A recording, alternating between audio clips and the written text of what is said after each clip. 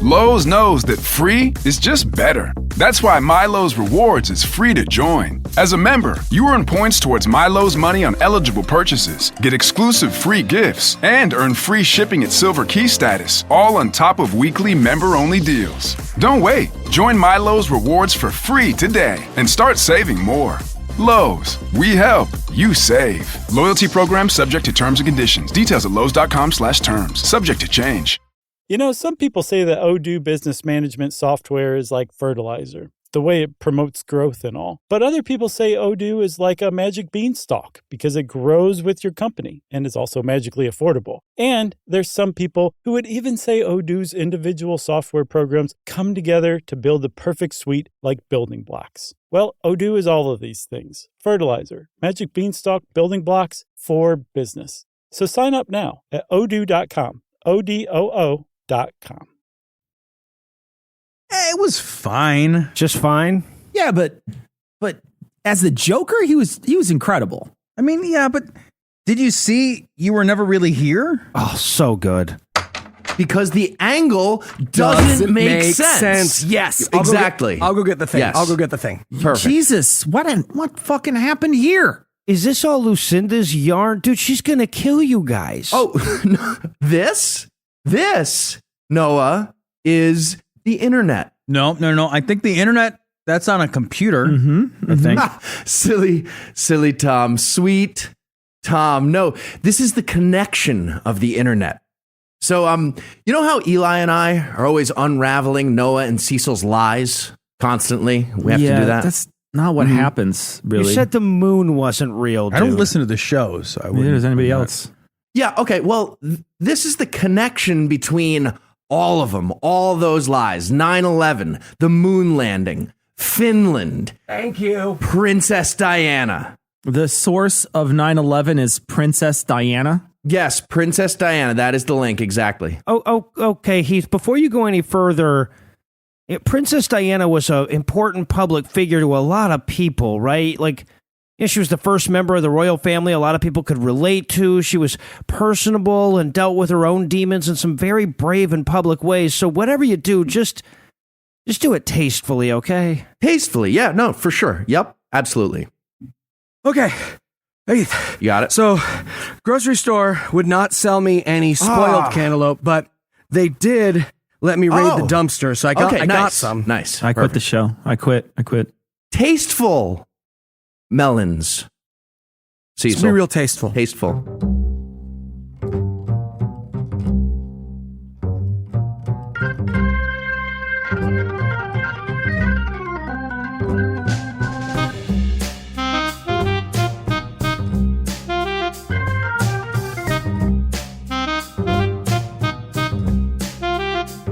Hello and welcome to Citation Needed, the podcast where we choose a subject, read a single article about it on Wikipedia, and pretend we are experts. Because this is the internet, and that's how it works now. I'm Cecil, and I'll be reluctantly hosting this episode of the QAnon Story Hour, but I couldn't do it alone. Joining me are two guys that wish that they could remain anonymous too, Tom and Noah. Okay, yeah, but there's no way to remain anonymous when you have to introduce yourself neighbor by law. Last time I go out drinking with Eli, that's bullshit. Yeah, fair. Yeah, Cecil, here I am, just wishing I could be anonymous. Sitting around with my normal human real name, no illusions. Pining for anonymity. Also joining us tonight, the Chuck Tingle of conspiracy theories and his mentor, Heath and Eli. When you can snatch the truth from the yik yak, then you will be ready. There is no truth in there. Pounded in the yick by my own yak. It's selling super well. That's about right. Patrons, without your support, Heath could not afford the amount of coke it takes to write something like this. Think of him as a modern day fraud. I mean Freud. Whoops. Freudian slip. What do you know? Anyway, buy Heath drugs, and this is what you get. And if you'd like to learn how to help Heath score more paranoia powder, stick around till the end of the show. And with that out of the way, tell us, Noah, what person, place, thing, concept, phenomenon, or event will we be talking about today? Well, I don't know what you and I will be talking about, Cecil, but the rest rest of these assholes are going to be talking about the death of Princess Diana. Murder of Princess Jesus. Diana. Exactly. Stop. Jesus. And Heath, you crushed up some Adderall, snorted it, and talked to yourself for a few days. Are you ready to help us understand your vision quest? Please say no. Please say no. Ready to go. No, I hate to disappoint you. There were no drugs involved in this. This was just me and a sober inquiry of the facts, Cecil. I cannot believe That does not acquit you well, cannot actually. believe That's that. not something you should Yeah. brag about right now. All right, Heath. Who was Princess Diana? Princess Diana was a member of the British royal family, a philanthropist, humanitarian activist, fashion icon, the first wife of heir apparent to the throne Prince Charles, the mother of Prince William and Prince Henry, and probably a murder victim thanks to a No. giant conspiracy. No. Or she just died in a car accident and the entire royal family hated her for making them look bad in a very convenient coincidence. One of those two things. It's the latter. Now, to be fair, multiple government investigations found it was the boring second thing I said, but Boo, nerds. that exactly, boo nerds. Also, that's exactly what those investigations would find, wouldn't they?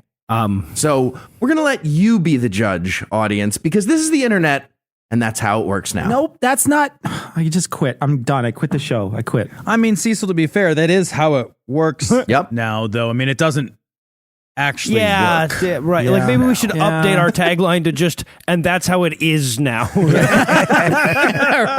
Wouldn't say I've been missing it, but yeah. So before we get into the whole story, let's start with some proper nomenclature. Oh, let's. If we're being official, Princess Diana was actually never technically Princess Diana, according to the British royal naming system. Although she was a princess and her name was Diana, so system's pretty stupid. But here's how it works. She was born as Diana Frances Spencer, the daughter of Edward John Spencer, 8th Earl Spencer Viscount Althorpe, What? and his wife, Frances Ruth Shand Kidd née Roche Viscountess Althorpe. Okay, go ahead and say it now. I don't give a fuck what their naming convention is because they're clearly doing it wrong. They should be listening to Their ours. business card is like a CVS receipt. Well, the second one, it's very clear they go from least crazy name you have to not a name anymore. Okay, well, just let me finish. It doesn't make sense yet. Here's the rest of those details. In 1981, Diana married Charles Philip Arthur George, Duke of Cornwall, Duke of Rothesay, Prince of Wales, and his mom is Elizabeth Alexandra Mary Windsor, Queen Elizabeth II, Queen of the United Kingdom, Queen of Canada, Queen of Australia, Queen of the other 13 realms, and owner of pretty much all the swans. And when you add all that together, that means Diana became Her Royal Highness the Princess of Wales, Duchess of Rothesay, and Colonel-in-Chief of the Royal Hampshire Regiment, the Princess of Wales Royal Regiment, and the Light Dragoons. So I hadn't finished. There you go. It's Mother of Dragoons for short, actually. I like that before you're royal, England gives you Wales as an introductory gift basket. That's nice. Right? Prince Harry and David. You know, maybe if England had spent a little less time adding names to everyone like they were a fucking pregnant teenager at a quinceanera and more time accidentally making one palatable meal, Diana's driver wouldn't have been in such a hurry to get her ass over to Chick-fil-A. All right. And one other detail to establish before we get into the extremely convenient accident on the way to that Chick-fil-A Oh, is the Jesus idea of fucking royal Christ. succession to the British throne. Their system is insane.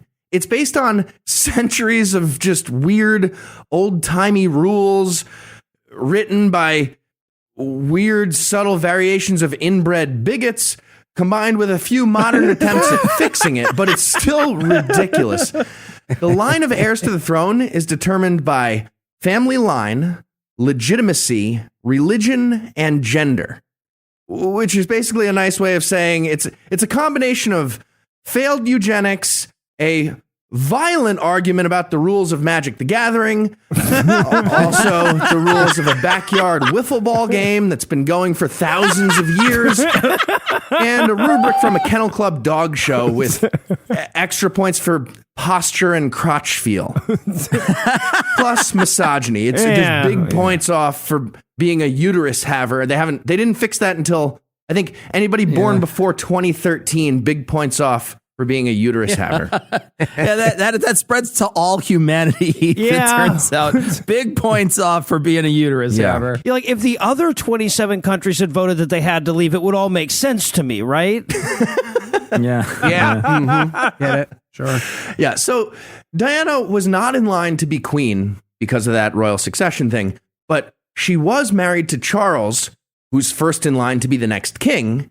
And her 2 kids are both in the top 6 for that, which meant that any tiny scandal involving Diana would make the whole royal family look bad. For example, if she had a whole bunch of extramarital affairs while Charles was doing the exact same thing, and then got divorced, and then started fucking super wealthy Muslim guys with possible plans to get remarried and have more kids, that would potentially embarrass the old people in the castles. And that's exactly what happened. Okay, the only part of that plan I disapprove of is the more kids portion. The rest sounds great. Millennials today and their Kardashians. In my day, we were mad when a princess rode horses with a tennis player. That was a scandal. Just fucking lost our shit over that. The story of Diana's murder, death, kill really gets started in November of 1995. That's when she did a big TV interview on BBC talking about all the affairs that she and Charles were both having, and also describing some of her mental health problems. Apparently, none of that stuff was acceptable princess behavior, so the Queen of England, Elizabeth II, sent letters to Charles and Diana telling them that they were getting divorced in letters. And Charles wrote back right away saying, "Okay, Mom, we'll do. Sorry, we'll get divorced." Again, a letter. And after some negotiation, Diana eventually agreed to the divorce as well. Okay, but in the Queen's defense, she had to be like, "Dear Charles, you are 8 generations away from the Battle of Agincourt and 1 generation away from my mummy bringing me outside during the bombing of fucking Dresden. So maybe don't go on the goddamn Maury show. Love, the Queen." She's sitting there watching this interview at home going, "Oh, now she has no issue with landmines. Okay. All right." Yeah, so the divorce was finalized in the summer of 96, with Diana receiving a lump sum of £17 million plus £400,000 a year for the rest of her life. Charles got off easy, whatever. Just however long that life might be. And the final settlement also included a non-disclosure agreement that said no talking about the marriage. Translation: Charles has a really weird penis shape. That's definitely what that means, right? Like I don't know. A lizard. Like, it looks like an actual lizard. You were thinking I was lizard? thinking I it was was a thinking little lizard. Prince Charles that had like a fractal penis that looked like a little Prince Charles too. A peninsula. I was thinking lobster, but with the shell off, like Buster from Arrested Development. Prince Albert would be a little ironic. That's fantastic. And of course, there was a legal document to settle her royal title name change, with Diana being officially stripped of the Royal Highness part. In response, her son, Prince William, told her, "Don't worry, I'll give you back that full title when I become king, and you're definitely still alive to see that, so you'll get to be Royal Highness again." Following the divorce, Diana started dating the perfect rebound spite man. This was Hasnat Khan. He's one of the world's best heart and lung surgeons. He's Muslim, and he has a good deal of melanin. So, like, right in Charles's face, all that stuff, all the stuff Charles is not. And eventually, that relationship with Hasnat Khan ended, though. And during the summer of 1997, Diana started seeing Dodi Fayed, the son of the Egyptian billionaire Mohammed Al Fayed. Oh, weird side note. When I worked at Hamleys of London, Al Fayed was the owner, and he used to throw this giant Christmas party with awesome food and an open bar in the store at Christmas. But that was the only time anybody ever got to saw him, because he wouldn't attend the party, but he would end the party by getting on stage that he had erected and singing My Way by Frank Sinatra. My favorite thing about Eli's stories are like the little details and how none of them are probably true. Like it's Very hard true. to know. Yeah, that was just Eli singing Sinatra. Right. Nobody watching him at that Christmas party. Yeah. So this courtship with Dodi Fayed, it seemed to ramp up pretty quickly with rumors of marriage and a baby right away. But it all came to an end on August 31st when they both died in a car crash in Paris, France. Their driver, Henri Paul, also died in that crash. The only survivor from their vehicle was bodyguard Trevor Rees-Jones, who allegedly bumped his head and very conveniently can't really remember anything about the incident now, all of a sudden. Yeah, but can you imagine being that bodyguard? I mean, he wakes up, he just looks around at the bloody wreck. He's like, oh, I had one job. Yeah. I'm being so much trouble. Trying to do a slow motion dive. This isn't helpful, is it? I just want to point out that right now Cecil's taking note of the exact minute where Heath himself described blows to the head as convenient. So here's they were convenient. Here's the sequence of events on the day leading up to the crash. Dodi and Diana were staying at the Hotel Ritz in Paris on the night of August 30th, on their way back to London in a private jet after a yachting vacation in the French and Italian Riviera. But you try to build up some sympathy anyway. They're about to die. So they get settled into their penthouse suite, and Dodi goes out by himself to look at extremely expensive wedding rings at a jeweler. helping. And no, not helping. And according to several authors, and also the highly reputable middle market tabloid Daily Express, Dodi was planning to propose to Diana the very next day. And the only people who could have known that were either very close friends and family or an elaborate network of murdery spies. Elaborate network of murdery spies. Exactly, Yes. yeah. Yep. Those are the only two options. Either Coming way, together. Eli gets it. Think about saying Surveillance that out footage loud. from that jeweler was later reviewed, and it showed Dodi leaving without a ring. But according to Dodi's father, the couple was planning to announce their engagement on September 1st. There was no evidence of any preparation for a giant media event like that, and this was one of about 175 different conspiracy elements that were floated by Mohammed Al Fayed, but still very convenient timing, I would say. All of this. Okay, just back up to the beginning a little bit. You know what I love? I love when rich people without real jobs come back from vacation. Like, right? What the fuck does that even mean? Your whole life is the vacation. You came back to vacation from vacation. What are you talking about? What is Tom's job, I wonder? I don't get what Tom's job is. Vacation. Mostly. So Dodi gets back to the hotel, and slightly after midnight on August 31st, the couple decides to go for a ride somewhere. Allegedly. Maybe to Chick-fil-A. swim in a diamond-crusted pool of homeless tears, or bow hunt some orphans in a hedge maze. Whatever rich people do when they're bored. I don't know. Tom, what'd you do yesterday? Hedge maze. It was all hedge. Yeah, Yeah, there you go. So it's my day off from my other days off. Fuck you. What do you do? So they call down to the front desk and have the hotel get them a Mercedes and a chauffeur for their ride. Man, I am not utilizing the front desk properly when I stay at hotels. Yeah, right? Anyone else just realized The that? lady at the Comfort Inn just seemed like she had no idea what the fuck I was talking about. She didn't know where Chick-fil-A was. She knew that right away. I could barely hear it through that glass that separates us from them. You know, she had to scream at me.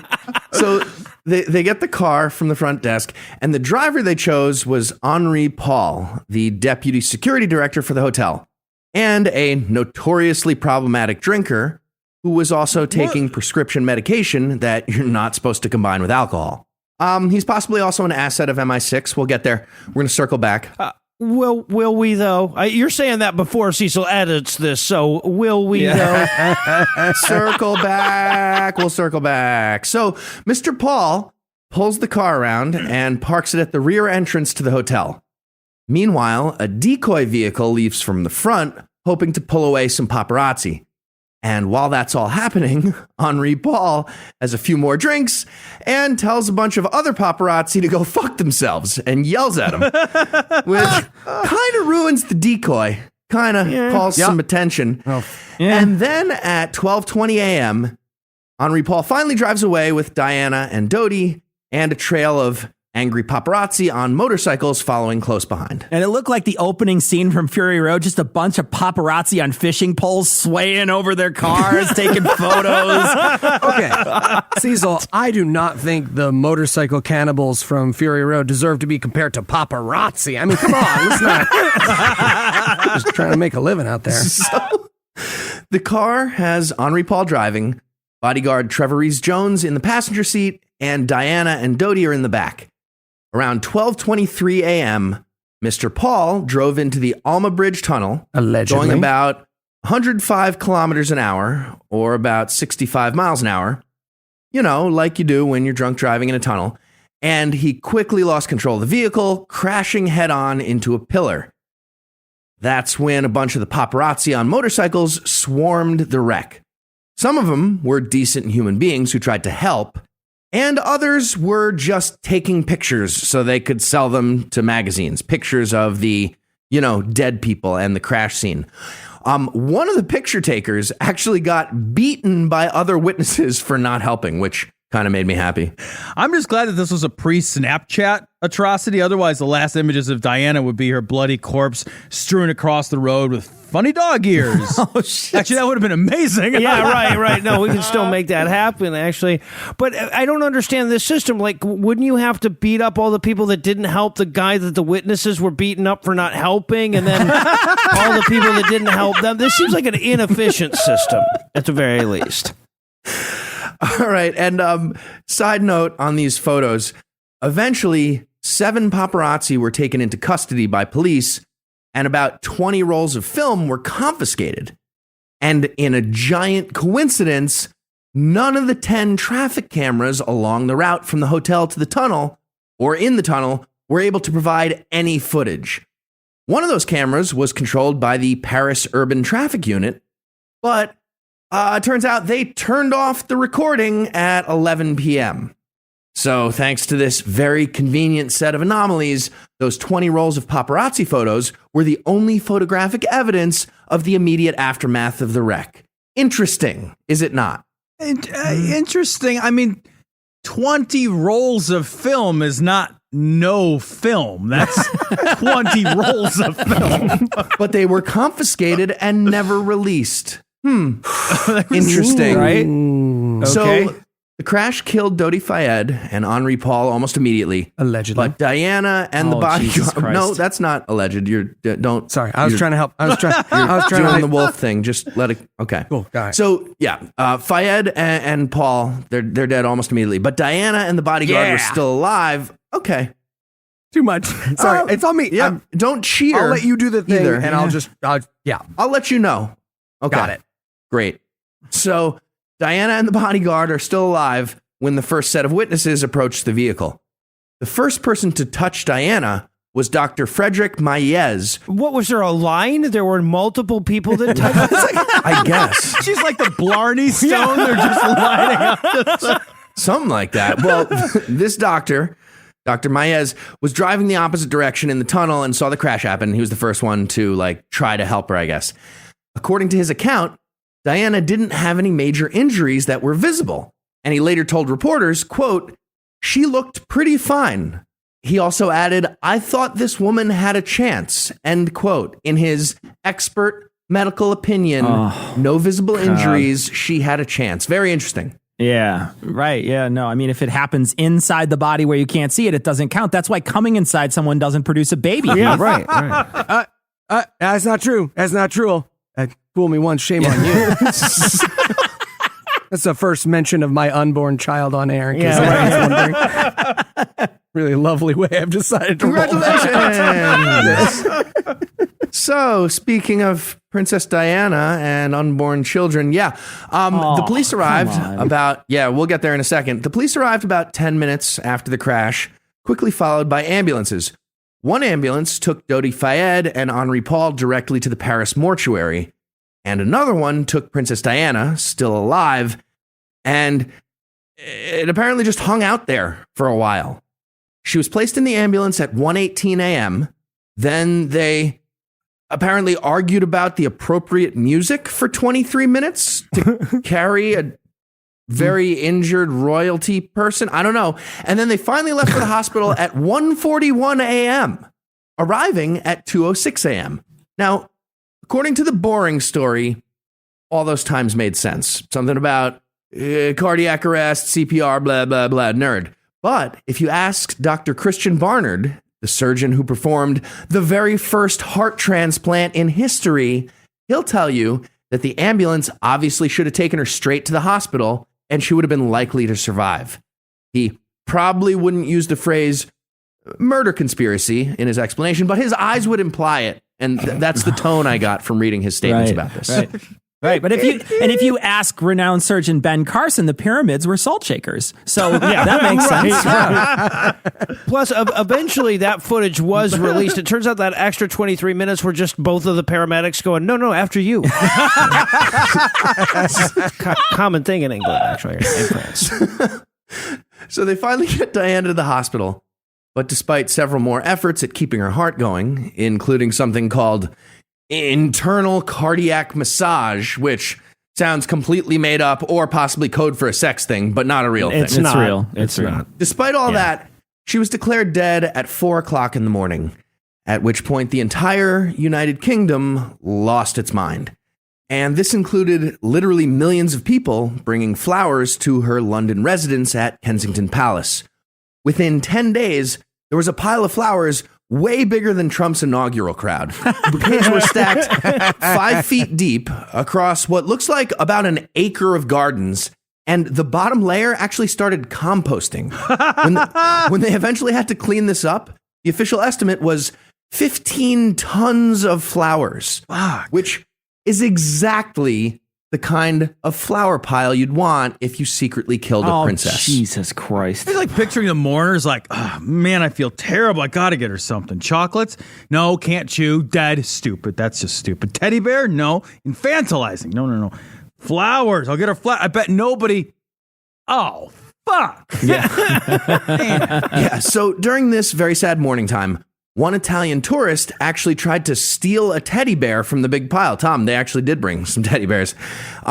This tourist got sentenced to a week in jail, appealed the sentence, got it reduced to a fine, and then got punched in the face by an angry Diana fanatic as he was leaving court. And this beautiful juxtaposition of a football hooligan, a princess, and a stuffed animal was one of the more British things to ever happen. So I kind of like that part of the story. So a couple of rich people died in a car accident. Okay, let's see where these push pins and twine lead us. Let's take a break for a little apropos of nothing.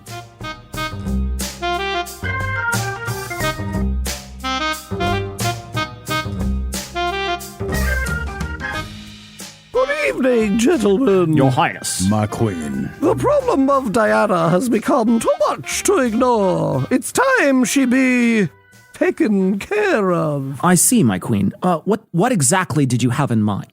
Do we have any spies in her circle? Yes, my queen. Good. Tell them to become alcoholics. Yeah. Alcoholics?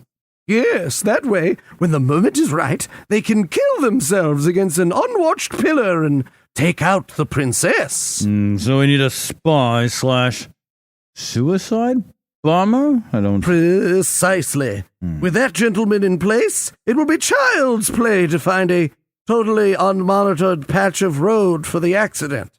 What? Will it though? Yes. Then all we do is send in our murder ambulance, and we are ready for our final... Sorry, Your Highness, murder ambulance? What? Yes, it looks and sounds like an ambulance. but it actually finishes her off in case the car crash does not. Oh, murder ambulance. Got it. Then all that's left to do is confiscate all photographic evidence in the most public event in British history, and no one will be the wiser. Right, my queen. But if I may ask, why? Why what? Well, why go through all this trouble? Why murder all these people? To maintain the dignity of the royal family, gentlemen. To maintain dignity. Your uncle asked Hitler to take over the country. You had a 6-year affair with a woman so public, the King of France gave you matching dresses. Your dad killed a guy with his car. Your son told a television channel that Jewish pharmacy conspiracies were holding back homeopathic truth. Still, dignity.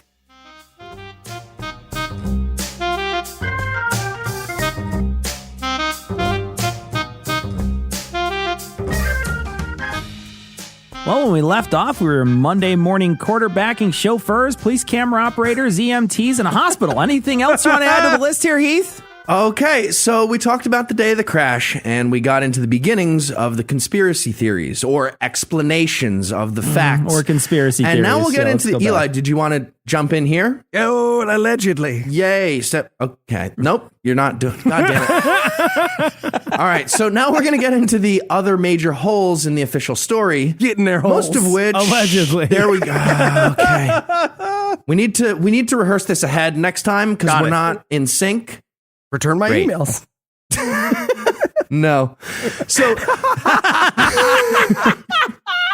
we're going to get into the other major holes of the official story, most of which are still being pointed out by Mohammed Al-Fayed, who is quite certain the British royal family killed Diana and his son. Okay, I mean, to be fair, the British do kill a lot of Muslims, so this isn't entirely out of bounds. Yeah, no, that's a good go-to. Yeah, right. Well, yeah, you know, Heath, what they say about grieving public figures, they make the best sources. Very accurate. Yeah. Yep, exactly. So we'll start with this Henri Paul character, who actually might have been a spy or a patsy for a team of spies.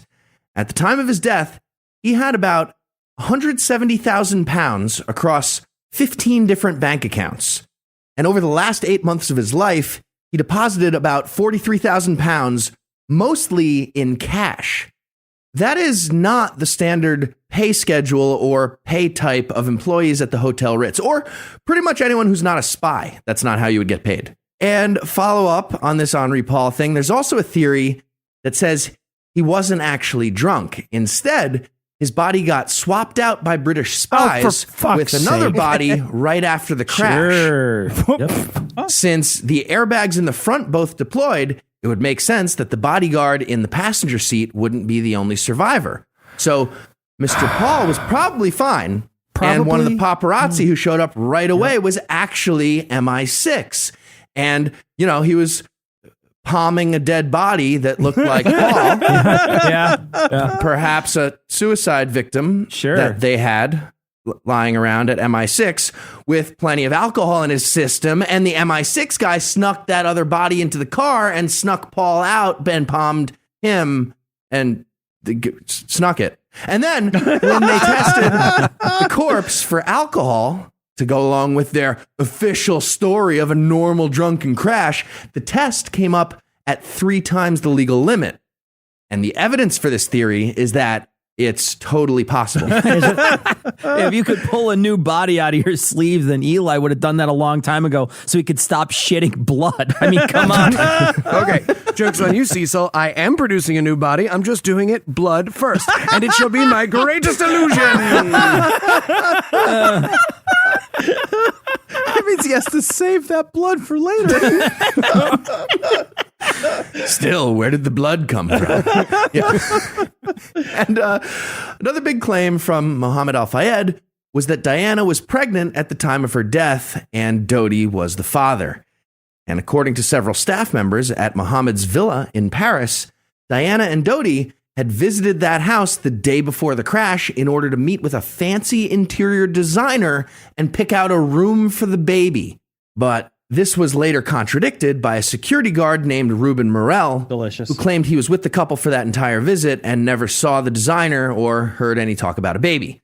And Morel provided still shots from the security cameras to prove that, which all seems pretty damning to Mohammed Al-Fayed and his story about the pregnancy. However, Morel was selling this information to a tabloid for a pretty big chunk of money. Also, still photos can't prove somebody wasn't there. That doesn't even make any sense. So why not just show the whole tape? Very suspect. Yeah, no, it's a great conspiracy theory you've got going when even the claims that aren't evidence of anything fall apart. Yeah. That's great. I know, right? That's what I was saying. Who cares? Yeah. Okay. So I keep ending sections with the words like, suspect and interesting, but this pregnancy theory is not really interesting or suspect at all. During a British government investigation called Operation Paget that started in 2004, they tested samples of Diana's blood from the wrecked car and found none of the HCG hormone that would indicate pregnancy. And even though it was super awkward, Operation Paget sent around investigators to ask Diana's friends about the state of her diaphragm and the timing of her menstrual cycles during that summer. And apparently her contraception game was strong and her flow was regular. So not pregnant.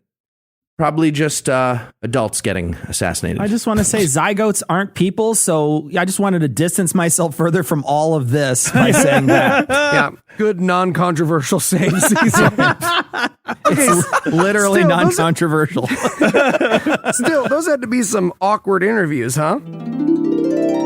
Mrs. Pennyfeather, thank you for meeting with us. Pleasure. Just wrapping up a few bits and bobs here and there, you understand. Of course. So, do you remember Diane's diaphragm being particularly, beat up or so, about 7 years ago, her diaphragm? Beat up, you say?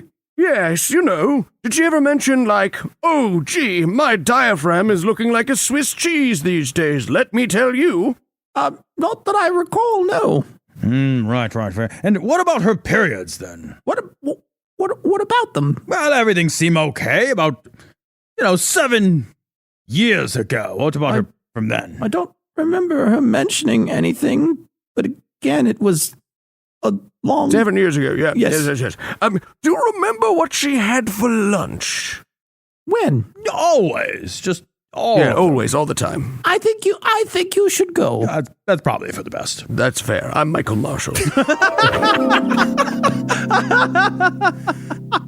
According to Mohammed Al-Fayed, the French police were clearly in on the plot too, and they intentionally embalmed Diana's body way too early against standard protocol. Oh, yeah. They started while she was still in the car, as I understand it. That's correct. Jesus. And this would make a pregnancy test during the autopsy give a false result. So that's the point. Not unless she was embalmed with fetuses. Why would that be? Well, here's what happened. Here's what happened. Make any sense at all? You're making it sound ridiculous. It's not. You gotta let me finish my stuff. Eli, you're not helping at all. So, She's like a turducken, just stuffed with... There's an IV full of fetuses just going into her, just constant drip of fetuses. Oh, she's filling up like a... I just love that in Tom's mind they're checking your blood for fetuses to see if you're pregnant, right? So, Why would embalming? What? What's happening? confusing. This is a weird image. Let's move on. Oh, it's my favorite. Here's what happened. Not exactly like Tom was describing. The hospital claimed that it was really hot that day, and Diana's body was going to look stupid when they showed it to her family if it kept getting all melty. And the morgue was not a all the popsicle. way on the other side of the building, which is a pain in the ass to get to. They really said this. So they just used some dry ice and turned up the air conditioner, but that wasn't really working, still getting melty. So they embalmed the body before the autopsy even happened.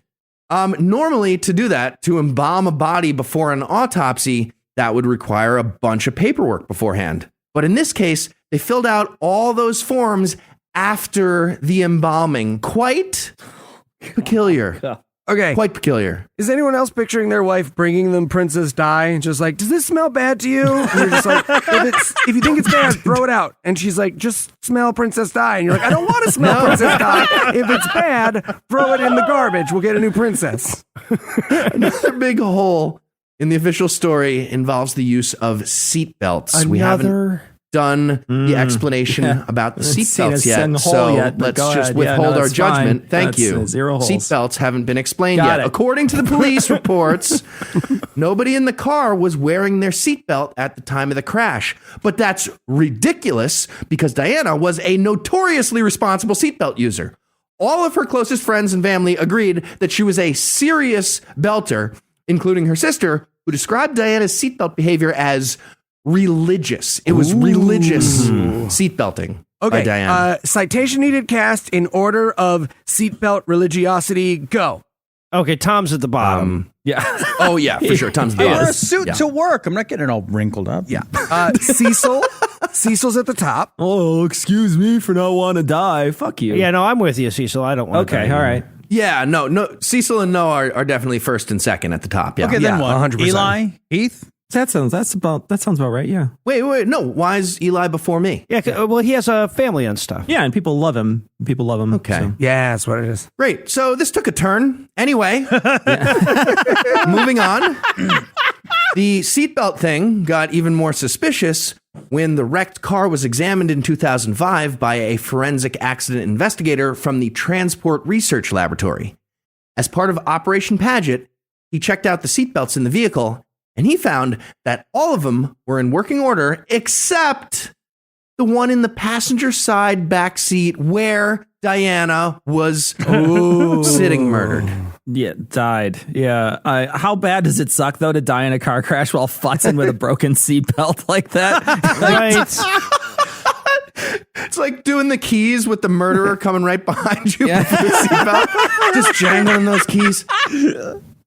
Like you die with your hand like fucking wedged between the seats trying to decide if the fuzzy shit or the sticky shit is more disgusting, trying to fish the buckle out. Hey, Henri Paul, there's a lot of cum between the seats. Was that you? Yep, that was him. Also, it's fuzzy. So, another big piece of the puzzle involves a mysterious white Fiat Uno that made contact with Diana and Dodi's Mercedes during the crash. And after witnesses reported seeing this vehicle leaving the tunnel following the incident, French police started checking out all the white Fiat Unos in the country and all over Europe, in fact. But they never found the one they were looking for. Of course, that makes perfect sense if Mohammed Al-Fayed was correct and the Fiat Uno was owned by a tabloid photojournalist named James Anderson, who was actually a deep cover MI6 agent who was using a tiny little matchbox car to run Diana's Mercedes into a pillar. It's a perfect crime. Choice. But yes, a perfect crime. Thank you. That was helpful. Good. So this Fiat Uno and the James Anderson theory was looked into by Operation Paget as well. They found that Anderson did own a white Fiat Uno, but they claimed it was in bad condition and had too many miles on it to be involved in the crash. Whatever the fuck that means. So this guy, James Anderson, sold the car really soon after Diana's death. So he must have been innocent, was also part of the theory. I don't get it. And that's just great police work, except the exact opposite. All the stuff is extra suspect, is it not? Am I the first person to read this Wikipedia page? Yeah, on that much coke? Yes, you are the yeah. Meh. Also, again, I wasn't finished. James Anderson died in May of 2000 from a very mysterious so-called suicide. His body was found in the driver's seat of a burned-out BMW. His head was detached and laying on the center console, and there was a hole in his left temple. And police reports said the very much bullet-like hole in his skull was caused by a really hot fire rather than a bullet. And the car keys were missing. Yeah, and how many times did Bill Clinton ride in Epstein's jet, Heath? I'm sure you have that somewhere. It's more than zero. It's irrelevant. But if you cut your own head off as a suicide, that's not mysterious. That's fucking awesome. That is fucking wanting it. Right, and then set it beside you and poke a hole in it. They're like, yeah, I'm glad I'm not the only one having trouble picturing. Yes, this guy obviously had extensive spy training to do all that. Correct. And one final piece of evidence that Diana got assassinated was... Oh, were there others before this? I am just listing them all. One final piece of evidence that you can add to your pile was the testimony of Richard Tomlinson, a former MI6 officer who said she definitely got assassinated. During the official investigation by the French government in 1999, Tomlinson gave a sworn statement that and sworn, you're not allowed to lie. He swore that MI6 engineered the car crash. He also claimed that Henri Paul was totally on that payroll of MI6, along with the bodyguard Trevor Rees-Jones, possibly another bodyguard too. And Tomlinson also explained how Diana's death happened exactly like an MI6 plan that he saw in 1992, in which MI6 planned to kill Serbian President Slobodan Milosevic using a strobe light to blind his driver and make him crash into a pillar. Henri Paul, he just misread the HR documents about the death benefit for MI6, didn't he? Wait, I'm sorry, wait. So your final piece of evidence that wasn't preceded by other pieces of evidence was a guy said so and then agreed with himself. And he swore on a Bible, and it was a perfect crime. Thank you. Oh, yes.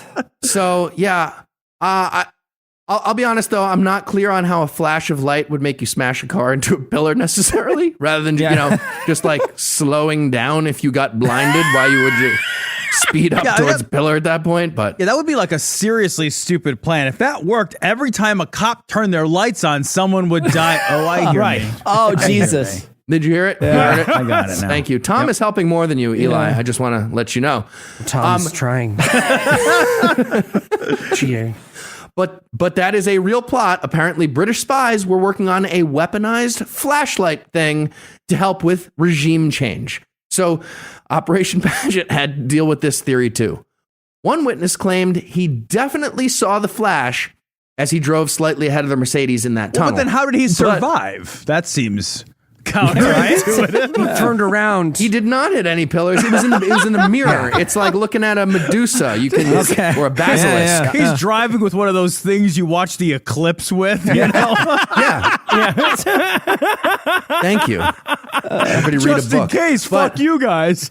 But here's the thing with the guy who saw the flash. His wife got interviewed by the police too, or by Operation Paget, and his wife was like, no, you're stupid. That's not what happened.